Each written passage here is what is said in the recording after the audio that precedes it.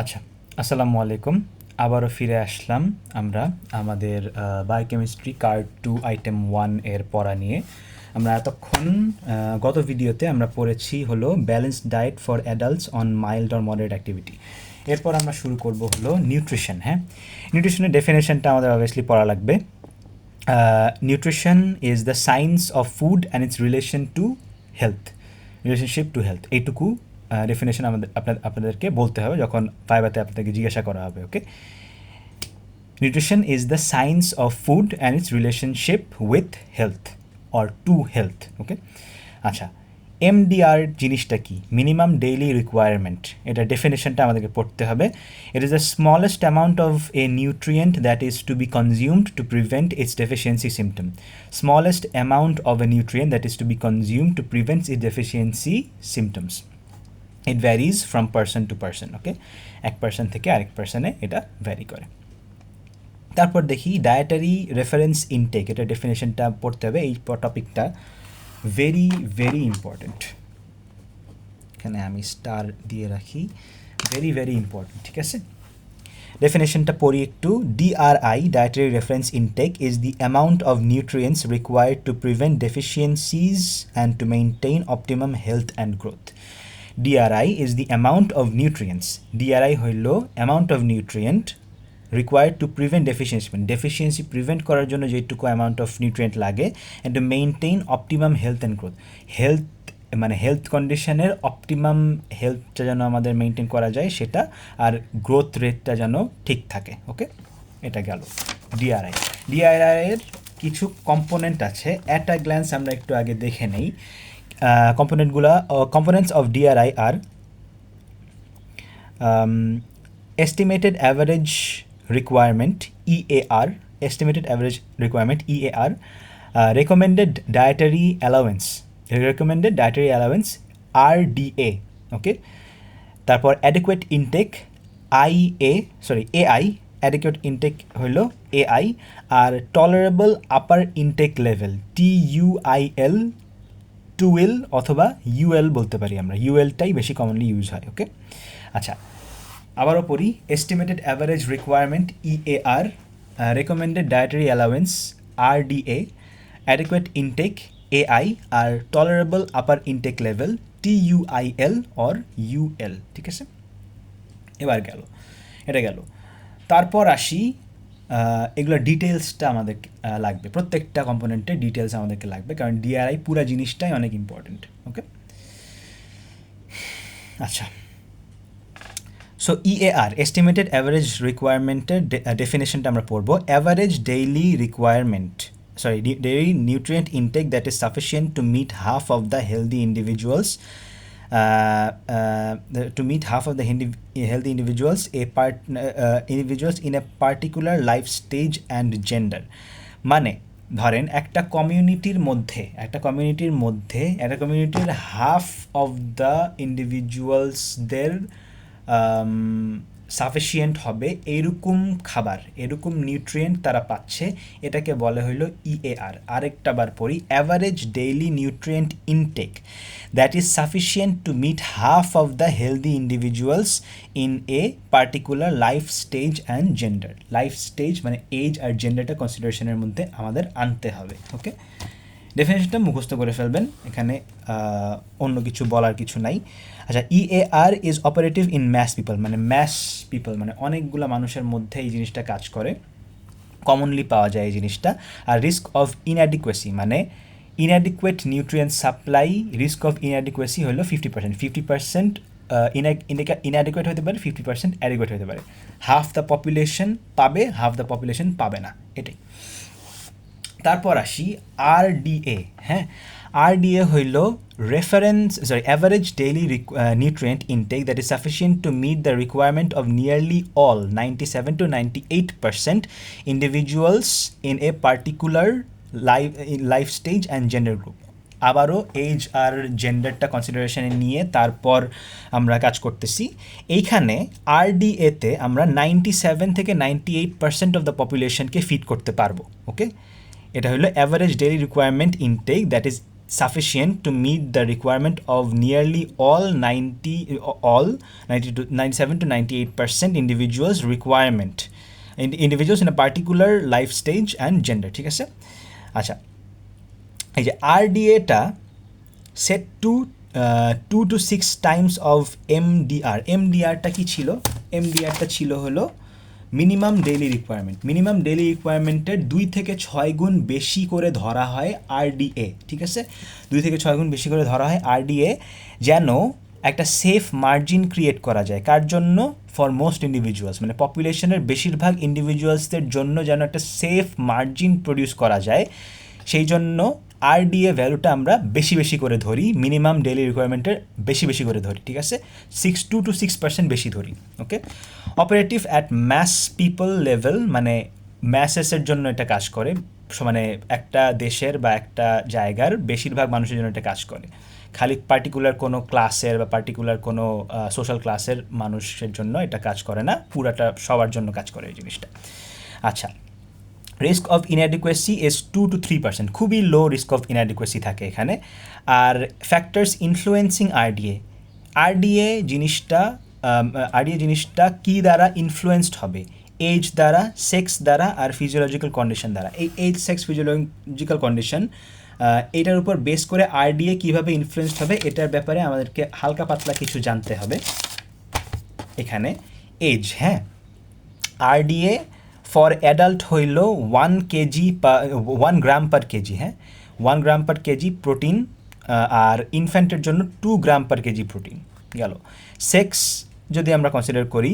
RDA for men মানে recommended dietary allowance for men is 20 times greater than RDA for women ছেলেরা বেশি খায় এটা মনে রাখবেন আর ফিজিওলজিক্যাল কন্ডিশন হলো প্রেগনেন্সিতে আমাদের খাবার বেশি লাগবে ল্যাকটেশনে খাবার বেশি লাগবে ইনজুরি যদি হয় আমাদের কোনো খাবার বেশি লাগবে আমার যদি কোনো ইলনেস হয় ধরেন যে জ্বর হইলে বেশি বেশি খেতে হয় তাহলে জ্বরটা ভালো হয়ে যায় তাহলে জ্বরটা ভালো হওয়ার রিকভারি প্রসেসটা অনেক দ্রুত হয় অনেক এফিশিয়েন্ট হয় তো এই জিনিসগুলো হলো আমাদেরকে কনসিডারেশনে আনতে হবে এরপর আসি এআইতে এআই হইল adequate intake it is the estimate of nutrient intake by a group of healthy people that are assumed to be adequate it is the estimate of nutrient intake by a group of healthy people that are assumed to be adequate. This is the estimate of nutrient intake by a group of healthy people that are assumed to be adequate. It does not have any relation with EAR or RDA.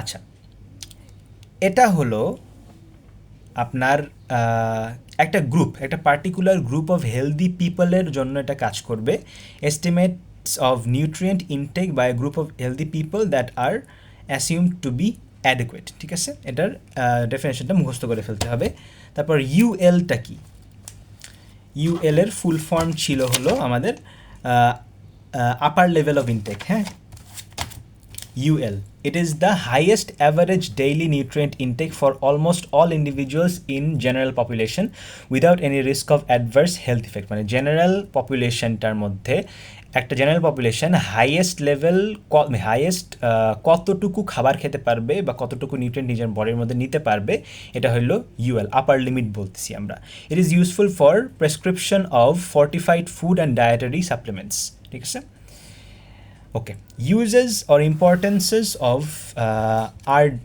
ডিআরআই আমরা ডিআরআই এর মধ্যেই হলো এই যে UL তারপর AI তারপর RDA তারপর আর কি পড়লাম ইএআর এই জিনিসগুলা আমরা কার আন্ডারে পড়তেছিলাম ডিআরআই ডায়েটারি রেফারেন্স ইনটেক হ্যাঁ এবার আসি ডিআরআই এর ইম্পর্টেন্সটা আসলে কি হ্যাঁ Nutrient is usually qualified by EAR and DRA. If it is not possible, AI is used. Okay. Nutrient classification এর জন্য আমাদের DRI প্রয়োজন intake below EAR indicates probability of inadequacy at less than probability of adequacy at less than 50%. এটা তো আমরা obviously আগেই বলে আসলাম এটা আরেকভাবে এখানে প্রেজেন্ট করা আছে কোনো সমস্যা নাই intake between EAR and RDA indicates the probability of adequacy at less than 98%. ওকে, এটাও বলে দেওয়া আছে, অলরেডি বলা হয়েছে, এখানে জাস্ট ইম্পর্টেন্সের মতন করে লেখা হয়েছে আর কি। আচ্ছা, এরপর আসি intake at or above RDA or AI is considered adequate. মানে আমরা যদি RDA লেভেলের ইনটেক করি বা AI লেভেলের ইনটেক করি, তখন আমাদের এটা অ্যাডিকুয়েট হবে। Intake between RDA and UL will show no risk. Intake between RDA and UL মানে RDA মানে এটা কি, RDA এর ফুল ফর্মটা বারবার ভুলে যাচ্ছি আমি। রেকমেন্ডেড ডায়েটারি অ্যালাওয়েন্স আর upper limit of dietary allowance, এই দুইটার মাঝখানে যদি আমরা কোনো একটা লেভেলে খাবার খাই, তখন মানে রিস্কের কোনো আশঙ্কা না, মানে কোনো রিস্ক নাই আর কি। আর তারপর UL এর বেশি যদি আমরা ইনটেক করি, হ্যাঁ, UL এর বেশি যদি আমরা ইনটেক করি, মানে আপার লিমিটের বেশি যদি আমরা ইনটেক করি, তাহলে অ্যাডভার্স ইফেক্ট হতে পারে। কী হতে পারে? ওবেসিটি হতে পারে আমাদের, ঠিক আছে।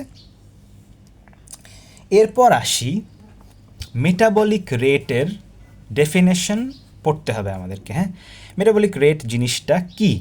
Metabolic rate is the energy liberated per unit time and it is 1.2 kilocalories per minute at rest in standard temperature and pressure. ডেফিনেশনটা আপনারা মুখস্থ করে ফেলবেন। আরেকটা বার বলতেছি, metabolic rate is the energy liberated per unit time. এনার্জিটা কতটুকু এনার্জি লিবারেটেড হচ্ছে পার ইউনিট টাইম, মানে ধরেন যে 1 মিনিটে এতটুকু এনার্জি প্রডিউস হচ্ছে, 1 সেকেন্ডে এতটুকু এনার্জি রিলিজ হচ্ছে, এটাই। And is 1.2 kilo calories per minute at rest in standard temperature and pressure. মানুষ যখন রেস্টে থাকে, স্ট্যান্ডার্ড টেম্পারেচার আর প্রেশারের মধ্যে যখন থাকে, তার হলো মেটাবলিক রেটটা অ্যাভারেজ 1.2 কিলো ক্যালোরিজ পার মিনিটে থাকে, ঠিক আছে। এটা হলো normal level of humans for adult human beings. আচ্ছা আচ্ছা, আমাদের মেটাবলিক রেটটা অ্যাফেক্টেড হবে কিছু ফ্যাক্টর দিয়ে, হ্যাঁ। আমরা অলরেডি বেসাল মেটাবলিক রেট সম্পর্কে হয়তো আপনাদেরকে এখনও বলি নাই, পরে সামনে আসবে। সো কী ফ্যাক্টর আমাদের মেটাবলিক রেটটাকে অ্যাফেক্ট করে? Basal metabolic rate, in short BMR বলি, অথবা রেস্টিং মেটাবলিক রেট RMR বলি, ঠিক আছে। এটার ব্যাপারে আমরা পরে আরও ডিটেল পড়ব। SDA, specific dynamic action of food or thermogenic effect of food, এটার ব্যাপারে আমরা ডিটেল আরেকটু সামনে গিয়ে পড়ব।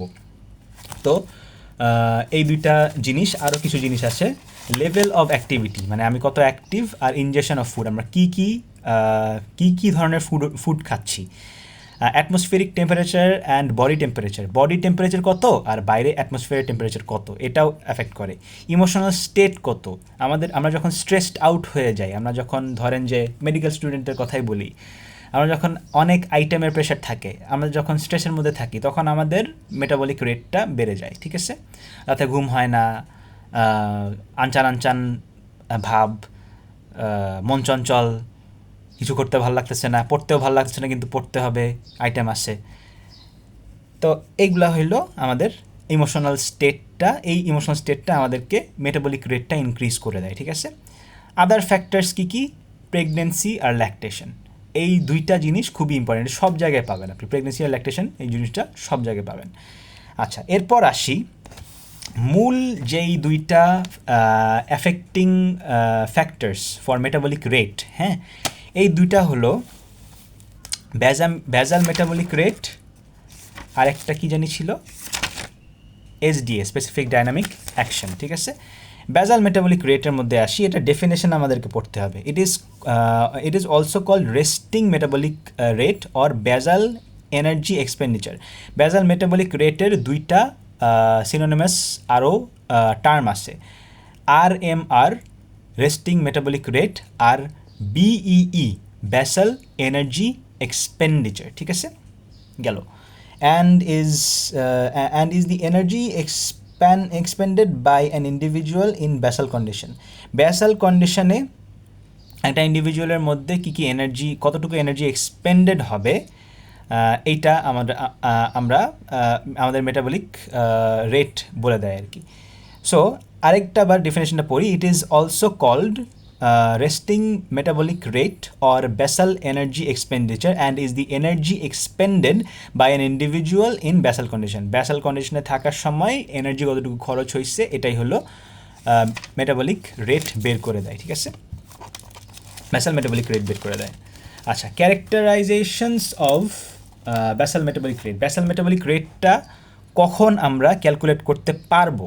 হ্যাঁ, কখন আমরা ক্যালকুলেট করতে পারবো হলো 12 ঘন্টা ফুল ফাস্টিংয়ের পর, মানে ডাইজেস্টিভ রেস্টের পর 12 ঘন্টা ফুল ফাস্টিং, ওভারনাইট সাউন্ড স্লিপ লাগবে, আমাদেরকে জেগে থাকতে হবে, আর কমপ্লিট মেন্টাল অ্যান্ড ফিজিক্যাল রেস্টের মধ্যে থাকতে হবে। মেন্টালি কোনো প্রেশার থাকা যাবে না, ফিজিক্যালি আমরা পুরাটা রিল্যাক্সড থাকবো, ওকে। আর comfortable environment, temperature and pressure, মানে আমার টেম্পারেচার আর প্রেশারটা আমার কমফোর্টেবল হইতে হবে, আমার জন্য কমফোর্টেবল হইতে হবে। সো কী কী জিনিস আমরা বেজাল কন্ডিশনটা কাকে বলতেছি, কখন আমরা বেজাল কন্ডিশনটা রিচ করি? যখন আমরা 12 ঘন্টা ফাস্টিং করছি, রাতে খাওয়ার পর আমরা 12 ঘন্টা, সকালে নাস্তা করার আগ পর্যন্ত 12 ঘন্টা ফাস্টিং করি, এটাকে বলে ডাইজেস্টিভ রেস্ট। তারপর কি, ওভারনাইট সাউন্ড স্লিপ, আমাদের মিনিমাম 6 ঘন্টা ঘুম দরকার। ঘুমানোর পর আমরা উঠছি জেগে থাকা অবস্থায়, complete mental and physical rest, আমাদের মাথার মধ্যে কোনো স্ট্রেস রাখা যাবে না, বডির মধ্যে কোনো টেনশন রাখা যাবে না, পুরাটা ছেড়ে দিতে হবে, রিল্যাক্স করতে হবে। আর complete comfortable environmental temperature and pressure, done. আচ্ছা, energy expenditure in basal condition. হ্যাঁ, ব্যাসাল কন্ডিশনে এনার্জিটা এক্সপেন্ড যে হচ্ছে, এটা কোন কোন জায়গায় হচ্ছে? হ্যাঁ, কার্ডিয়াক অ্যাক্টিভিটি, হার্ট পাম্প না করলে তো আমরা মরছি। টেম্পারেচার রেগুলেশন, টেম্পারেচার যদি রেগুলেট না করা হয় এনজাইম কাজ করবে না, এনজাইম ডিনেচার্ড হয়ে যাবে, মরছি। রেসপিরেটরি অ্যাক্টিভিটি, নিঃশ্বাস না নিলে আমরা মরছি। মাসল টোন মেইনটেন্যান্স, মাসেলের যেই শেপটা, মাসেল টোনটা যেটা, এটা মেনটেন করার জন্য আমার দরকার হয়, এনার্জি দরকার হয়, সেটা বেসাল কন্ডিশনে চলে আসে, মানে বেসাল কন্ডিশনে এই এনার্জিটাও ইউজ হয়। রেনাল ফাংশন, তারপর আয়ন ট্রান্সপোর্ট, বিভিন্ন ধরনের আমরা যে ইম্পালস ট্রান্সমিট হচ্ছে আমাদের নিউরনসগুলোর মধ্যে, এই আয়ন্স ট্রান্সপোর্টের জন্য অনেক হাই অ্যামাউন্ট অফ একটা এনার্জি ইউজ হয়। হ্যাঁ, বিশেষ করে সোডিয়াম পটাশিয়াম পাম্পের জন্য। তারপর নিউরাল অ্যাক্টিভিটি তো অলরেডি আপনাদেরকে বললামই, আরও আছে সিনথেসিস অফ এনজাইমস, হরমোনস, আমরা কনস্ট্যান্টলি এনজাইম সিনথেসাইজ হচ্ছে, কনস্ট্যান্টলি হরমোন সিনথেসাইজ হচ্ছে, এই জিনিসগুলা। জিআইটি মুভমেন্ট, মানে গ্যাস্ট্রো ইন্টেস্টিনাল ট্র্যাক্টের মধ্যে যে পিয়ারিসালসিস মুভমেন্টটা হবে, সেই মুভমেন্টের জন্য আমাদের এনার্জি দরকার। তো এগুলো সব বেসাল কন্ডিশনে এই জিনিসগুলোর জন্য আমার এনার্জি খরচ হয়ে যায়, ঠিক আছে। আচ্ছা, normal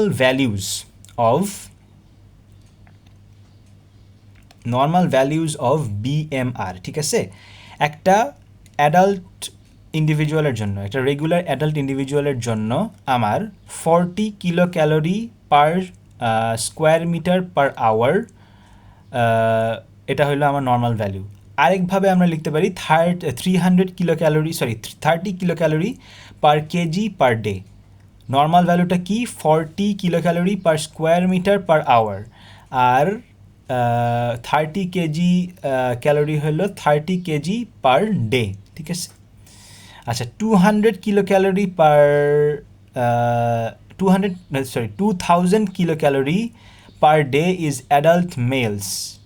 2000 kilocalorie per day is called is required in adult males. Normal value males এর জন্য নর্মাল ভ্যালুটার কথা বলতেছি, আর ফিমেলসের জন্য নর্মাল ভ্যালু হলো 1600 কিলোক্যালোরি পার ডে, ওকে, 1600 কিলোক্যালোরি পার ডে, আর এদিকে 2000 কিলোক্যালোরি পার ডে, ঠিক আছে। মেল আর ফিমেলের নর্মাল ভ্যালুটা মনে রাখবেন, BMR normal value for male and female, এটা খুবই ইম্পর্টেন্ট জিনিস। আচ্ছা, বিএমআরের ব্যাপারে কিছু মিসেলেনিয়াস ইনফরমেশান আমাদের রয়ে গেছে, এই জিনিসগুলো আমাদেরকে পড়তে হবে। 60 to 70% of total energy expenditure comes from BMR, মানে বেসাল মেটাবলিক রেট, মানে বেসাল কন্ডিশনে আমাদের সবচেয়ে বেশি এনার্জি খরচ হয়। 30 to 40% of total energy comes from physical activity, আমরা যে ফিজিক্যাল অ্যাক্টিভিটি করি, এই ফিজিক্যাল অ্যাক্টিভিটিতে এনার্জি যেটা এক্সপেন্ডেড হয় সেটা total energy only 30 to 40%, okay. 45% of BMR is present for ion transport, sodium, potassium, calcium. মানে সোডিয়াম পটাশিয়াম আর ক্যালসিয়াম আয়ন যেগুলো আছে, হ্যাঁ, সোডিয়াম পটাশিয়াম আর ক্যালসিয়াম আয়ন যেগুলো আছে,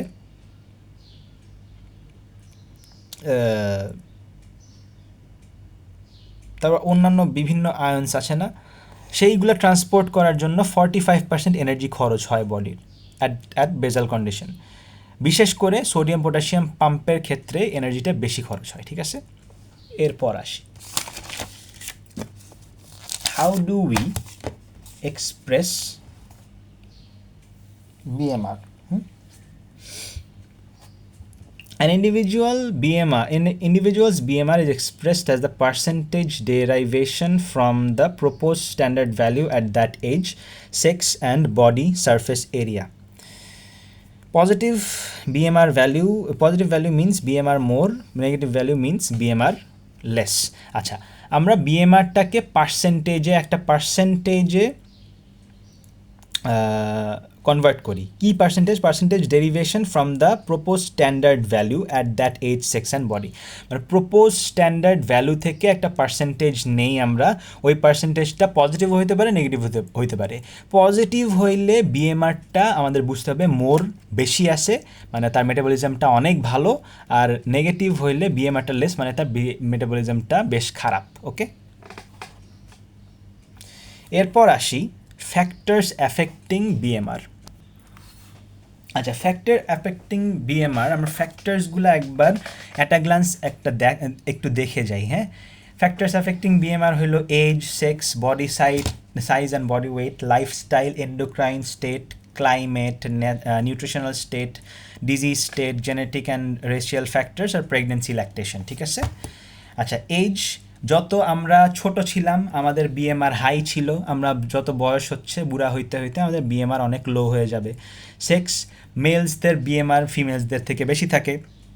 body size, BMR increases with increasing BMI, body size যত বেশি থাকবে, wait যত বেশি থাকবে, BMI তত বেশি থাকবে, BMR ততই বেশি হয়ে যাবে, ঠিক আছে। আচ্ছা, লাইফস্টাইল কি? BMR is more in physically active individuals, যারা অ্যাথলেট, যারা ধরুন ক্রিকেট খেলে, ফুটবল খেলে, যারা অ্যাথলেট, তাদের BMR বেশি হবে।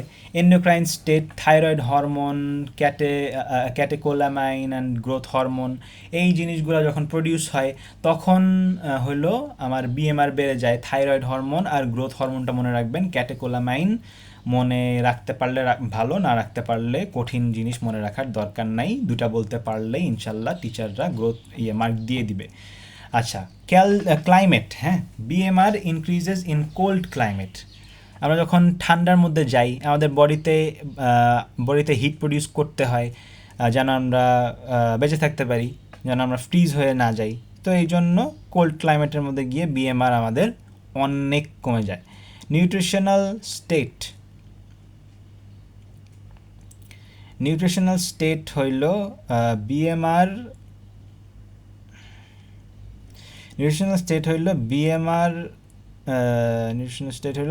ডিক্রিজড ইন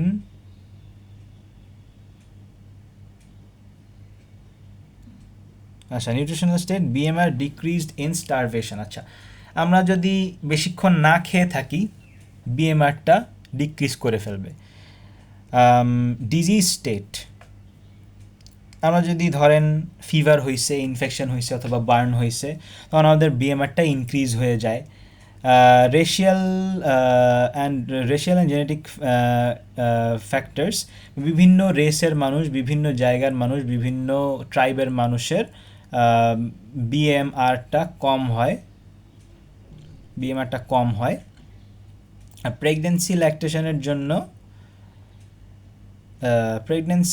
অ্যান্ড ল্যাকটেশনের জন্য ইট ইনক্রিজেস দ্য BMRটা ইনক্রিজ হয়ে যায় ফর প্রেগনেন্সি অ্যান্ড ল্যাকটেশন, ঠিক আছে। এরপর কি আসি আমরা স্পেসিফিক ডাইনামিক অ্যাকশন অথবা SDA তে। হ্যাঁ, স্পেসিফিক ডাইনামিক অ্যাকশন অথবা SDA তে বেশিক্ষণ আর লাগবে না, ইনশাল্লাহ শেষ হয়ে যাবে। আচ্ছা, ডেফিনেশন অফ SDA কি জিনিস? SDA is defined as the extra heat production. Extra যে হিটটা প্রডিউস হয়, extra heat production over and above the actual calorie value of a given food, actual calorie value of a given food